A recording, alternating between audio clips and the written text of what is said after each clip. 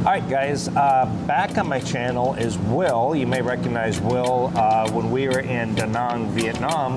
Met up with Will and did an interview with him showing us his apartment and everything. Well, he is back, but he is now in the Philippines, and we're going to catch up and see what's going on with Will.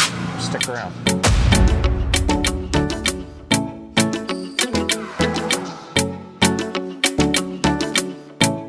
Will, thanks for coming back on, and good to see you again. I guess it's been 5-6 months or so. Yep, September. Yeah, when we did a kind of a whirlwind tour of Vietnam from south all the way to north, and we met you in Da Nang. And if you guys don't remember, Will had made a comment on one of my videos saying what restaurants to try, and we ended up going to this Thai restaurant, and you walked in, and I think you said, "Hey, Gio, I'm the one who left the comment," and I'm like, "Oh, okay." And we ended up hanging out a little bit, going to the Dragon Bridge and all of that. So, yeah, it was cool to meet up with you again here. Now, you were living in Vietnam, and you went back to the U.S. for, I guess, 6 months, right? Yep, 6 months. What were you doing there? Were you just working again for a little while, or? So, I think I mentioned it on the video before. There was multiple reasons I went back to the USA. Yeah. One was because I definitely needed to recoup some more money. Okay. So I wanted to stash some more money away. I didn't want to run out of money in Asia, so that was a big reason. My second reason was because I was debating about teaching English in person, so I needed to get my FBI clearance. And the easiest way was to go back to the United States and go get all my paperwork authorized and apostilled. And at the same time, I'd left a storage unit there. So I was paying $140 a month on that for stuff that was just sitting, and I was there for a year, so I was almost paying $1,500. So I kind of killed 3 birds with 1 stone on getting my paperwork, recouping some money, and cleaning out my storage. So I wanted to take care of it all at one time. So got rid of the storage now. And if somebody was interested in teaching, now I taught as well, but what are some of the things you needed to be able to teach online or teach in person? So I'll start off by saying, if you're thinking about teaching online, at this point, I wouldn't do it. That's my personal recommendation. The biggest things that killed it for me, literally, I got my TESOL, which is basically teaching English as a second language. I did that at the end of 2019. Okay. So I got that, boom, instantly got hired with a company called VIP Kids, which was a Chinese company. Familiar. So boom, I was happy. I was like, wow, I can't believe it, I got hired. And I think they paid somewhere decent, especially if you were going to travel. It was like $18 an hour. Yeah. So I was like, okay, cool. So literally about 3 months after that, the pandemic hit. Yep. So everything pretty much shut down. That was the first problem. The second problem was China. China banned online teaching. Yep, that's right. Which basically wiped out probably 1 billion Chinese students. So when they wiped that out, it killed the market because China was the largest, highest paying market. So now you're just left with other countries. So Japan, Taiwan, South Korea, and Vietnam. That's really about it. That's it. And literally those companies are paying right now, they're literally paying maybe $8, $7, $9 at best. And so many students were taken away in the China ban, and the world's economy is dying, so there's so many less students, and now there's a flux of too many teachers. Way too many teachers, and most of them had to leave that industry. When I came over, I was teaching for 2 online companies in my regular job, and luckily I had got out of it right before this happened. But yeah, really the only thing left now is teaching in person. Teaching in person. And what also killed me, here's the almost the final nail in the coffin, is I'm from California. Okay. So California, I'm sure a lot of people have heard this, there was a bill that was passed called AB 5. And what it does was, this was when Uber and Lyft was trying to unionize, and they wanted to be not called independent contractors. They wanted to be labeled as employees. So Gavin Newsom, the governor of California, went ahead and passed this law saying that you can't be called an independent contractor, and now they get the same benefits as employees in a company. So that unknowingly killed any of these companies wanting to hire California teachers, because they would have to pay them benefits and everything. So what they did is they just wiped out all the teachers from California, and they hire people from other states. So China ban, the California AB5 law destroyed it. So so basically, like you said, it's only thing left is basically teaching in person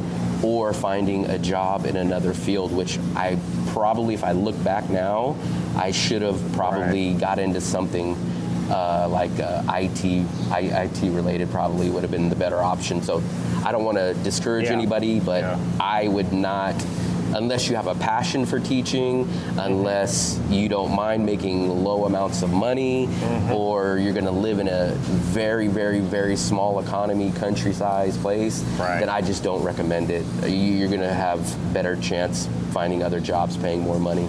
Yeah, teaching in person's really all that's left, and even those jobs have now paid less because there is all the new teachers coming in that were online teachers are now looking for those jobs. Let me add something else to that, not to sound like a jerk, but what happened during the COVID pandemic is when I got hired, China was very strict. They wanted native English teachers, they wanted college degrees, and it seemed when the pandemic hit, all the rest of these countries couldn't hire teachers.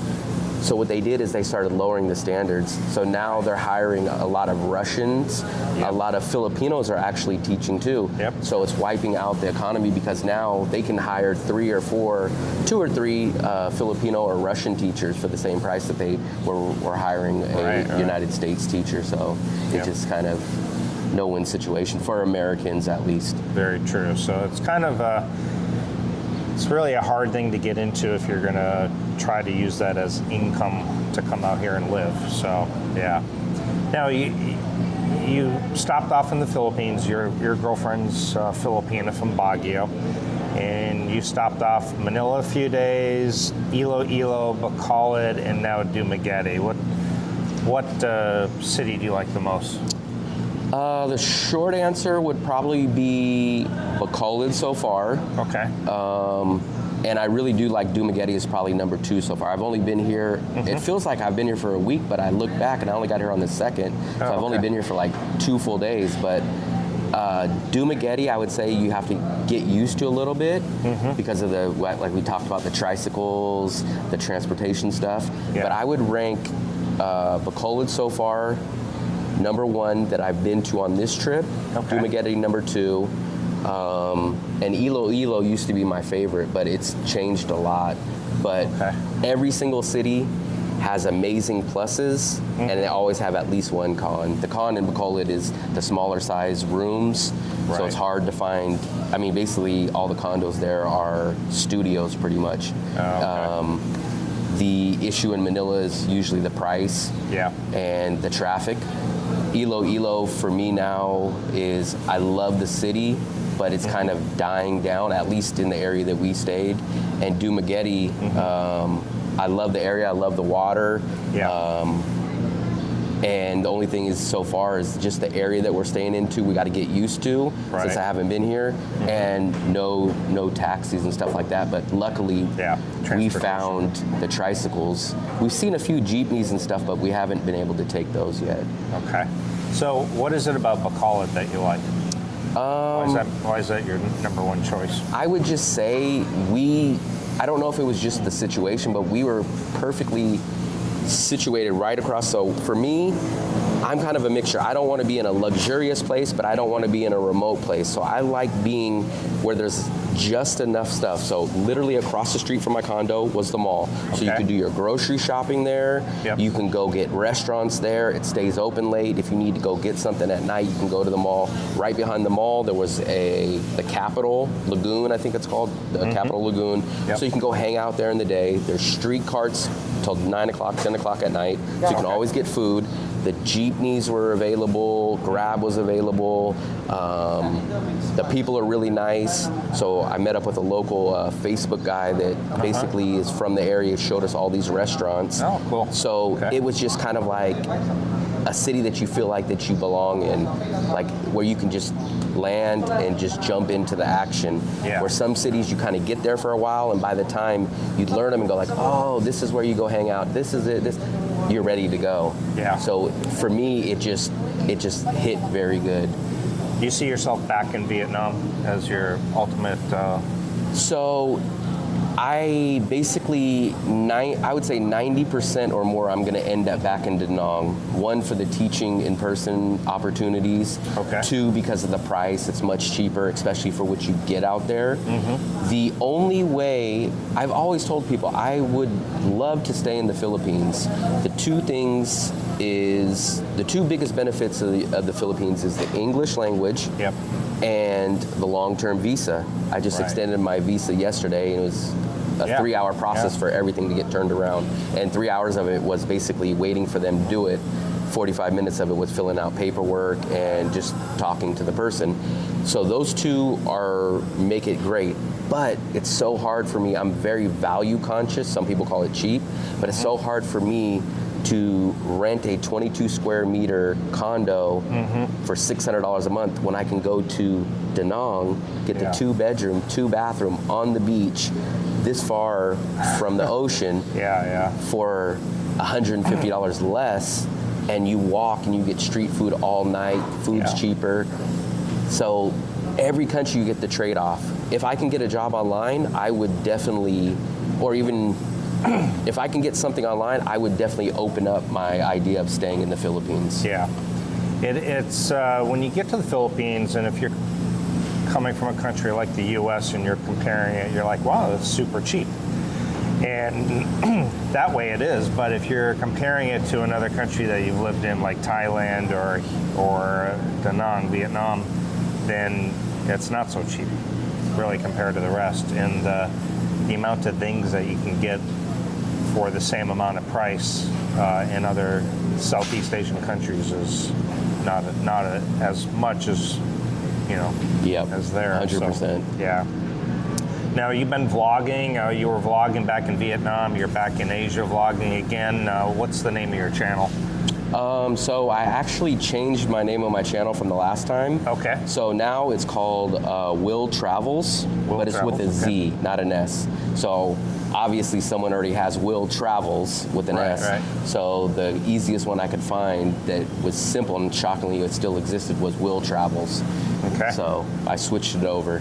So we will put the link down in the description. Make sure you check out Will Travels, so you can check out his Iloilo, Bacolod, Dumaguete, Manila, and soon Vietnam. I have, that's the hardest part. I don't think people that don't do YouTube, I don't think they realize how much time, it's not shooting the video, it's the editing, it's the uploading. I have at least 3 videos back from Bacolod to getting here in Dumaguete that I still need to upload. Yeah. And I just made 2 videos here in Dumaguete that probably won't even get uploaded for You're already days. Gone. I'll probably be gone by that time. Right. If you guys check out my channel, you guys will see I do have a great restaurant called the Fiancé House in Bacolod that I'm going to do. Another restaurant, Gunny's place, that I'm going to do. And then I actually did a video of the bus ride, the 6-hour bus ride that we took from Bacolod to Dumaguete. So I'm going to upload that, and then once I'm finished with that, hopefully I'm going to knock those out in the next couple days. Then I'll start uploading my Dumaguete videos. All right, guys. Well, check out Will's channel, and Will, thank you so much for being on the channel again. Thank you. Good seeing you. Good seeing you. Take care, guys.